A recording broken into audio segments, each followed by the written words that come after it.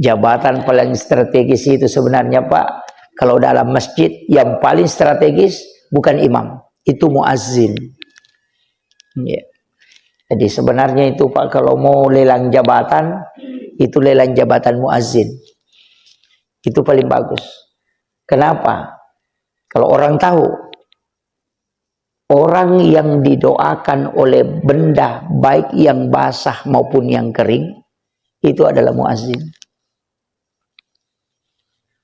Rasulullah SAW dalam hadis yang sahih mengatakan, orang yang azan, semua benda yang mendengarkan itu, baik yang kering maupun yang basah, itu tiada hentinya beristighfar memohonkan ampun orang yang azan itu.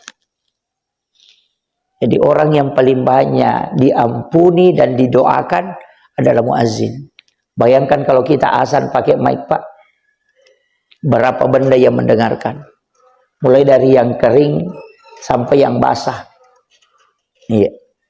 Jadi kering dan basah itu mendoakan. Jadi batu-batu yang ada di luar, tanaman yang ada di luar, itu semua mendoakan orang yang azan. Makanya kalau orang azan itu sebenarnya dosanya banyak yang diampuni oleh Allah.